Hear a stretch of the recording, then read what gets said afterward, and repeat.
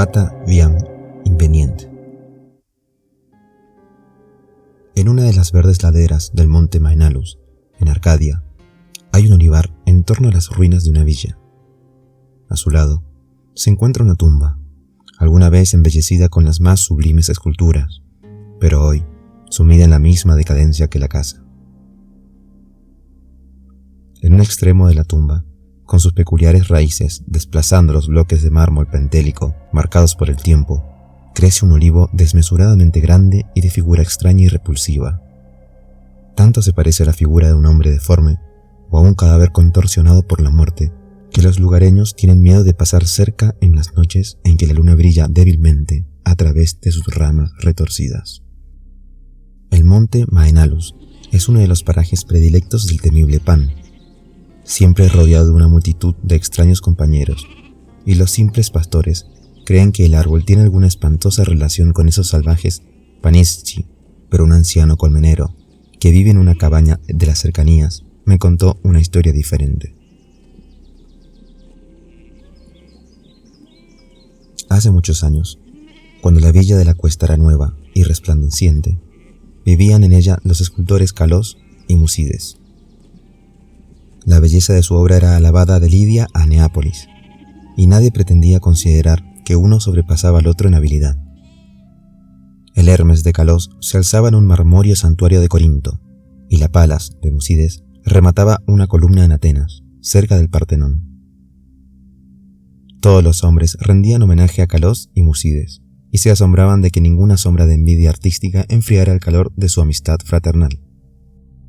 Pero aunque Calós y Musides vivían en perfecta armonía, sus maneras de ser no eran iguales. Mientras Musides gozaba las noches entre los placeres urbanos de Tegea, Calós prefería quedarse en casa. Permanecía fuera de la vista de sus esclavos en el fresco refugio del olivar. Allí meditaba sobre las visiones que colmaban su mente, y allí engendraba las formas de belleza que posteriormente haría inmortal en el mármol. Los ociosos comentaban que Calós se comunicaba con los espíritus de la arboleda y que sus estatuas no eran sino imágenes de los faunos y las dríadas, con los que él estaba en contacto, ya que nunca llevaba adelante sus trabajos partiendo de modelos vivos. Tan famosos eran Calós y Musides que a nadie extrañó que el tirano de Siracusa despachara enviados para hablarles acerca de la costosa estatua de Taiché que planeaba levantar en su ciudad. De gran tamaño y factura inigualable habría de ser la estatua, ya que habría de servir como símbolo maravilloso a las naciones y convertirse en meta para los viajeros. Honrado más allá de cualquier pensamiento resultaría aquel cuyo trabajo fuese elegido, y Calós y Musides estaban invitados a competir por tal distinción. Su amor fraterno era muy conocido, y el astuto tirano conjeturaba que, en vez de ocultarse sus obras, se prestarían ayuda mutua y consejo. De este modo, el apoyo produciría dos imágenes de belleza sin par, cuya hermosura eclipsaría incluso los sueños de los poetas. Los escultores aceptaron complacidos el encargo del tirano, así que en los días siguientes sus esclavos pudieron oír el incansable sonido de los cinceles. Calós y Musides no ocultaron sus trabajos, solo se reservaron su visión. A excepción de los suyos, ningún ojo pudo contemplar las dos figuras divinas liberadas mediante golpes expertos de los bloques en bruto, que las aprisionaban desde los comienzos del mundo. De noche, como siempre, Musides frecuentaba los salones de banquetes de Tegea, mientras Calós caminaba a solas por el olivar. Pero, según pasaba el tiempo, la gente advirtió cierta falta de alegría en el antes radiante Musides. Era extraño, comentaban, que esa depresión hubiera hecho presa en quien tenía tantas posibilidades de alcanzar los más altos honores artísticos. Muchos meses pasaron, pero en el semblante apagado de Musides no se leía sino una fuerte tensión, provocada, sin duda, por la situación. Entonces, Musides habló un día sobre la enfermedad de Calós, tras lo cual nadie volvió a asombrarse de su tristeza, ya que el apego entre ambos escultores era de sobra conocido como profundo y sagrado. Por lo tanto, muchos acudieron a visitar a Calós, advirtiendo en efecto la palidez de su rostro, aunque había en él una felicidad serena que hacía su mirada más mágica que la de Musides, quien se hallaba claramente absorto en su ansiedad, y que apartaba a los esclavos en su deseo por alimentar y cuidar a su amigo con sus propias manos. Ocultas, tras pesados cortinajes, se encontraban las dos figuras inacabadas de Taiché, últimamente apenas tocadas por el convaleciente y su fiel enfermero. A medida que desmejoraba más y más, a pesar de las atenciones de los perplejos médicos y las de su inquebrantable amigo, Kalós pedía con frecuencia que lo llevaran a la tan amada arboleda. Allí pedía que lo dejaran solo, porque deseaba conversar con los seres invisibles. Musides accedía invariablemente a tales deseos, aunque con lágrimas en los ojos al pensar que Kalós prestaba mayor atención a los faunos y dríadas que a él. Al tiempo, el fin estuvo cerca, y Kalós hablaba de cuestiones del más allá. Musides, llorando, le prometió un sepulcro aún más hermoso que la tumba de Mausolo. Pero Kalós le pidió que no hablara más sobre glorias de mármol. Tan solo un deseo albergaba el pensamiento del moribundo: que unas ramitas de ciertos olivos de la arboleda fueran depositadas con él en la sepultura, junto a su cabeza. Y una noche, sentado a solas en la oscuridad del olivar, Kalós murió. Hermoso más allá de cualquier descripción resultaba el sepulcro de mármol que el afligido Musides cinceló para su amigo querido. Nadie sino el mismo Kalós hubiera podido obrar tales bajorrelieves, en donde se mostraban los esplendores de los campos elíseos. Tampoco descuidó Musides colocar junto a la cabeza de Kalós las ramas de olivo de la arboleda. Cuando los primeros dolores de la pena cedieron ante la resignación, Musides trabajó con diligencia en su figura de Taiché. Todo el honor le pertenecía ahora, ya que el tirano no quería sino su obra o la de Kalós.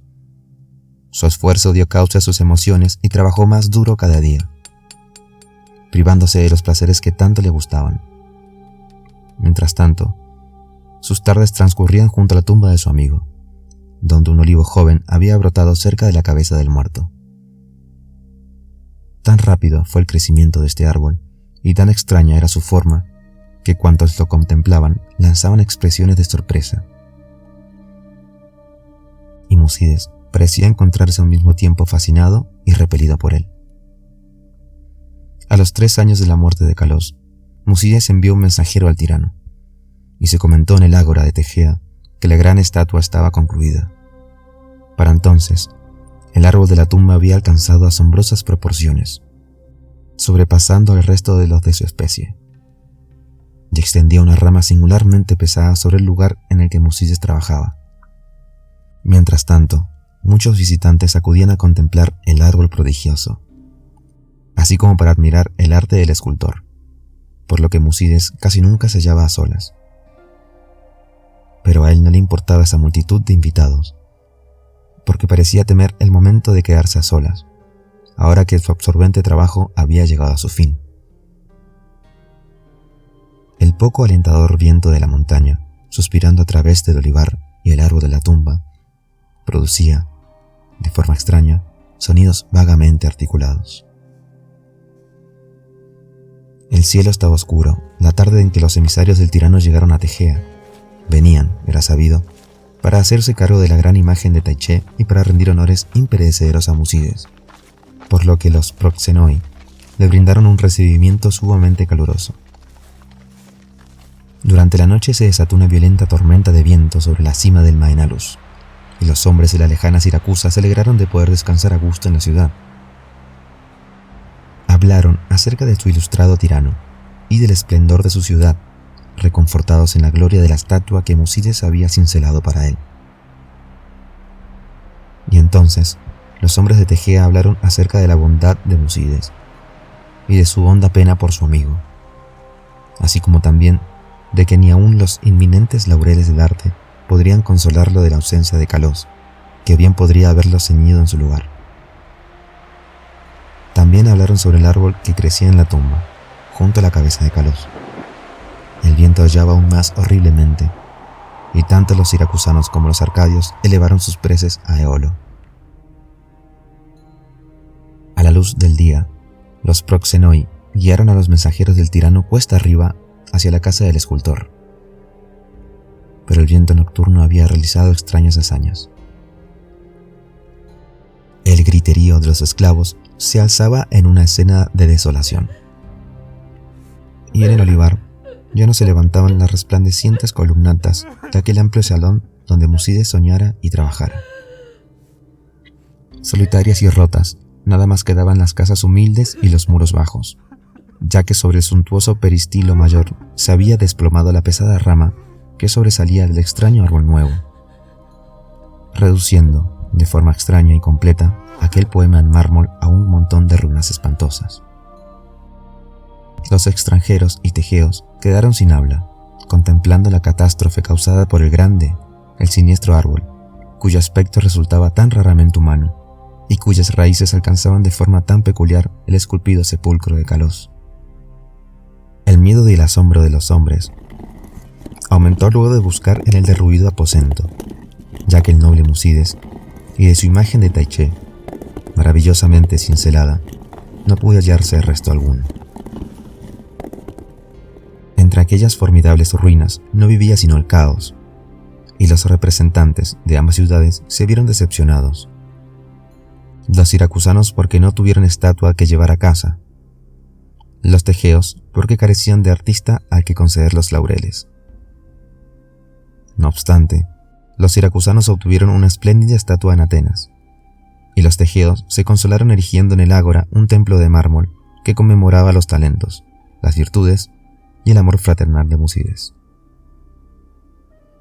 Pero el olivar todavía está ahí, así como el árbol que nace en la tumba de Kalos, y el anciano colmenero me contó que, a veces, las ramas susurran entre sí, en las noches ventosas, diciendo una y otra vez: yo sé.